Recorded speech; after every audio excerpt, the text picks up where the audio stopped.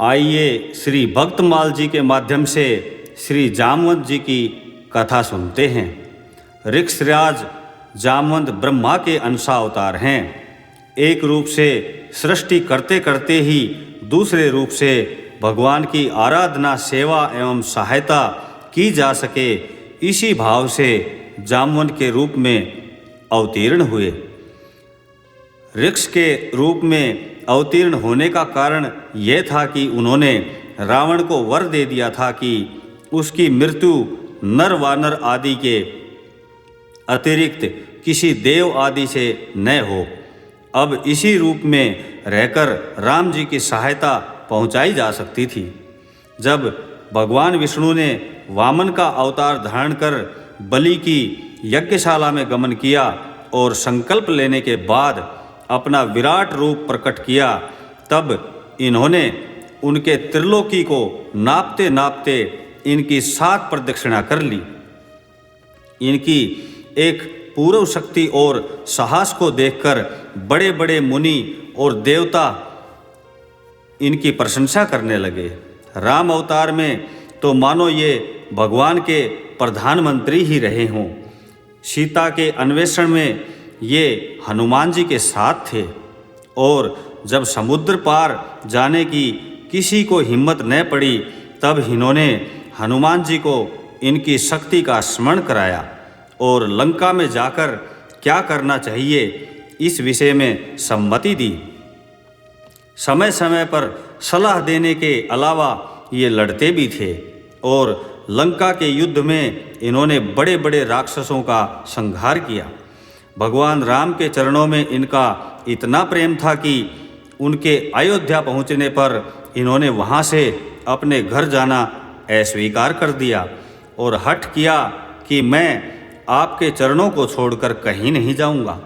जब तक भगवान राम ने द्वापर में आकर दर्शन देने की प्रतिज्ञा नहीं की, तब तक ये अपने हठ पर अड़े रहे। अंततः उनकी आज्ञा मानकर अपने घर आए और नित्य भगवान की प्रतीक्षा में उन्हीं का चिंतन स्मरण करते हुए अपना जीवन व्यतीत करने लगे। द्वापर युग में श्री कृष्ण अवतार हुआ। उस समय द्वारका के एक यदुवंशी सत्राजित ने सूर्य की उपासना कर श्यामंतक मणि प्राप्त की। एक दिन श्यामंतक मणि को पहनकर उनका छोटा भाई प्रसेन जंगल में गया हुआ था। वहाँ एक सिंह ने उसे मार डाला और उस मणि को छीन लिया। तत्पश्चात ऋक्षराज जामवंत ने सिंह को मारकर वह मणि ले ली।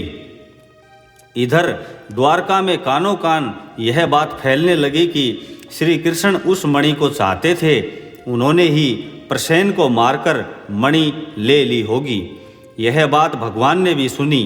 यद्यपि लोक दृष्टि से तो भगवान ने कलंक के परिमार्जन और मणि के अन्वेषण के लिए ही यात्रा की, परंतु वास्तव में बात यह थी कि उन्हें अपने पुराने भक्त जामवंत को दर्शन देकर कृतार्थ करना था, जिनका एक एक क्षण बड़ी व्याकुलता के साथ भगवान की प्रतीक्षा में ही बीत रहा था। हाँ, तो भगवान श्री कृष्ण जामवंत के घर पहुँचे। उस समय उनका पुत्र मणि के साथ खेलता हुआ पालने में झूल रहा था। अपरिचित मनुष्य को देखकर वह रोने लगा और मणि की ओर भगवान की दृष्टि देखकर उसकी दाई भी चिल्ला उठी। जामवंत आए। भगवान को इस रूप में वे नहीं पहचान सके। भगवान की कुछ ऐसी ही लीला थी। दोनों में बड़ा घमासान युद्ध हुआ। 27 दिन तक लगातार द्वंद्व युद्ध करते करते जब एक ने भी हार नहीं मानी, तब भगवान ने एक घूंसा लगाया, जिससे तुरंत जामवंत का शरीर शिथिल पड़ गया और उनके मन में यह बात आई कि मेरे प्रभु के सिवाय और किसी में ऐसी ताकत नहीं है कि मुझे इस प्रकार पराजित कर सके। यह भावना उठते ही देखते हैं तो उनके सामने धनुष बाणधारी भगवान रामचंद्र खड़े हैं। उन्होंने अपने इष्ट देव को साष्टांग नमस्कार करके स्तुति की, 100 उपचार पूजा की और उपहार स्वरूप उस मणि के साथ अपनी कन्या जामवंती का समर्पण कर दिया और इस प्रकार अपने जीवन और अपने सर्वस्व को भगवान के चरणों में चढ़ाकर जीवन का सच्चा लाभ लिया। वास्तव में प्रभु के चरणों में समर्पित हो जाना ही इस जीवन का परम और चरम लक्ष्य है।